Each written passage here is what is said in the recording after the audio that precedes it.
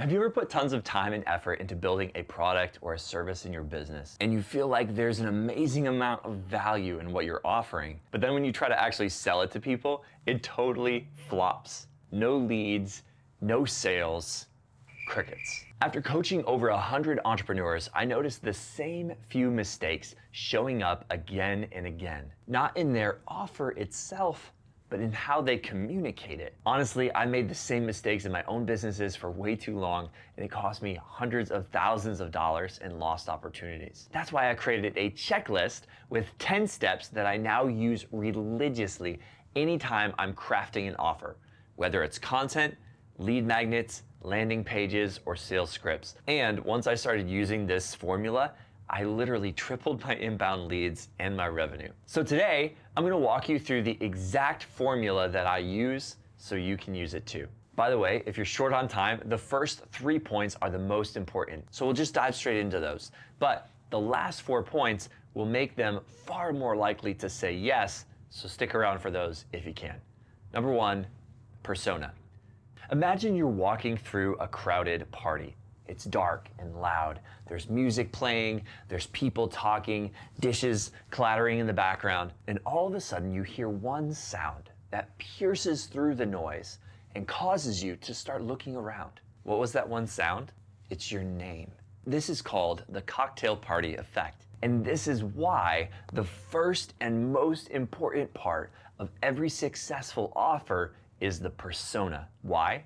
Because before you say anything else, you need to make sure that the right people are listening. The worst thing that you can do is to cause your ideal customer to go, huh, what was that?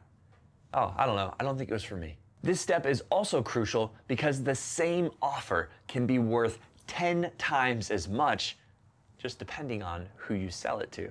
A good offer to the wrong person is a bad offer. Let me say that again. A good offer to the wrong person is a bad offer. Making this the first step in the checklist helps clearly define who you're talking to, but it also makes all the following steps easier because you can ensure that you're creating tons of value for the right person. Number 2 is pain. Once you know who you're talking to, immediately describe the pain that they're feeling. The pain is the pitch. To figure this out, think about how they would answer the following.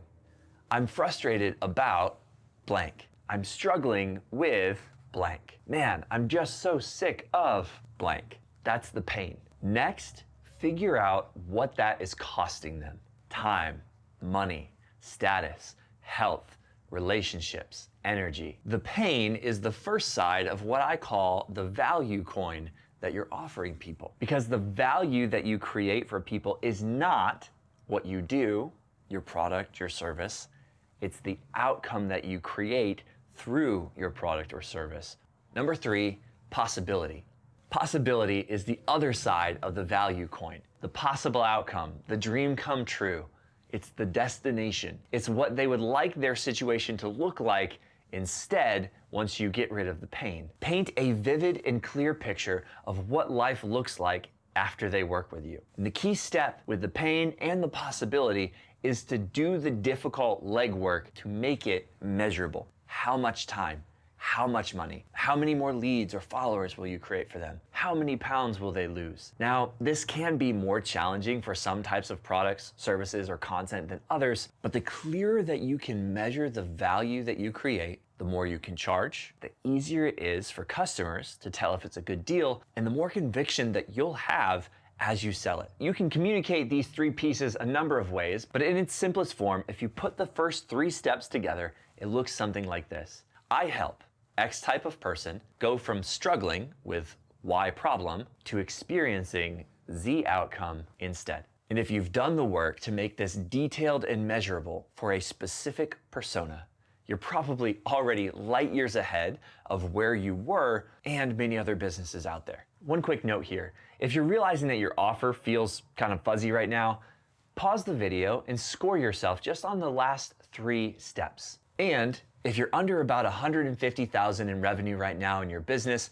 and you want hands-on help tightening this up, there's a group offer linked below where I work directly with founders just like you in their messaging and their offers and help them accelerate the growth of their business. Okay, the next 3 steps put a bow on all of this information and turn it into a proper offer. I feel like I should say it with a British accent, like a proper offer. A proper offer, mate. Number 4, package. This is the wrapper or the container in which you deliver the results. Now be careful here. This is not a detailed description of your process. It looks like a 6-week program, monthly subscription, 10-day trial, 2-hour coaching call, PDF download, etc. It's just the container.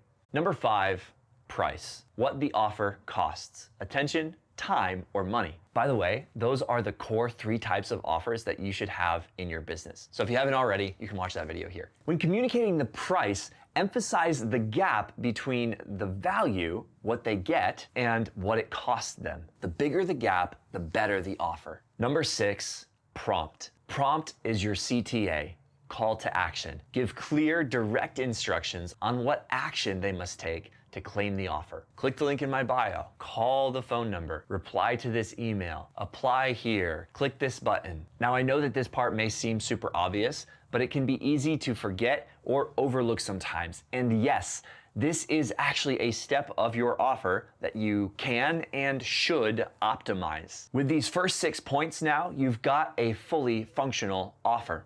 That's the foundation or the cake, if you will. The final 4 steps are the frosting that turn it into an irresistible offer and to get people from I'm interested to I'm in. By the way, the more complex or expensive your offer is, the more crucial these next 4 steps are for conversion. Number 7, path.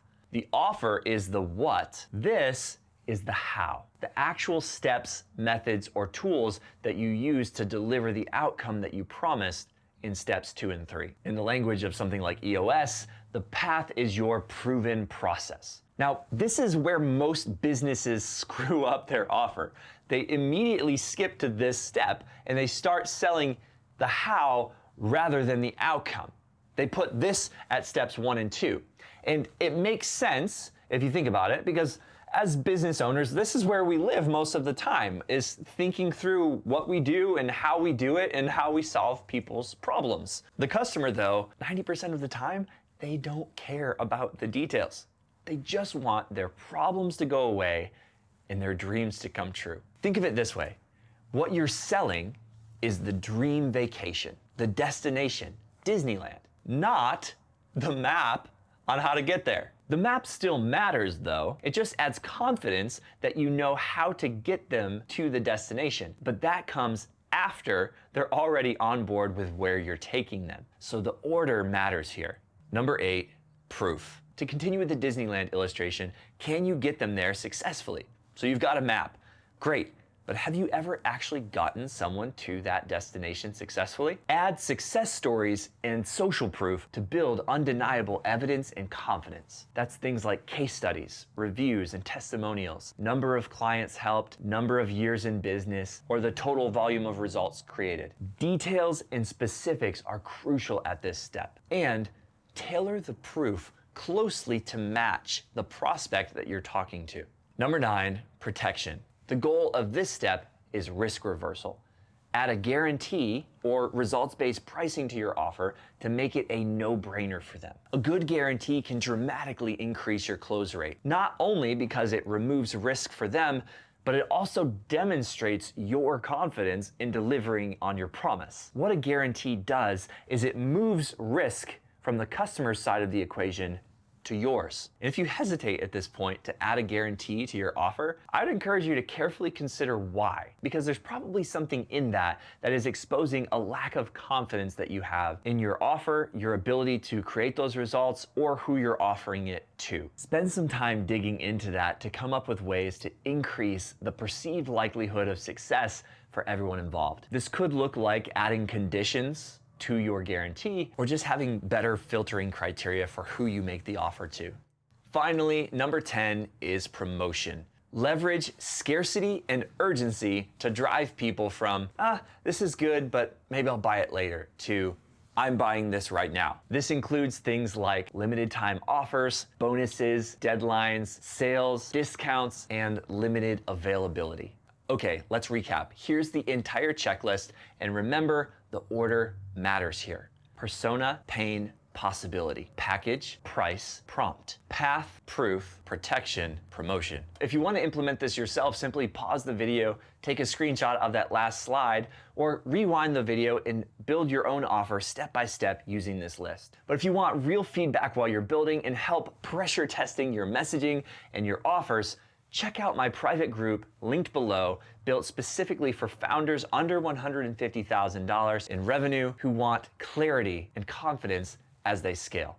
And if you're already well past the $1 million mark and want a more direct conversation, you'll also find a link below to explore working together in other ways. Build an incredible offer for the right people, and everything else in business gets easier. I'm Cody, and I'll see you in the next one.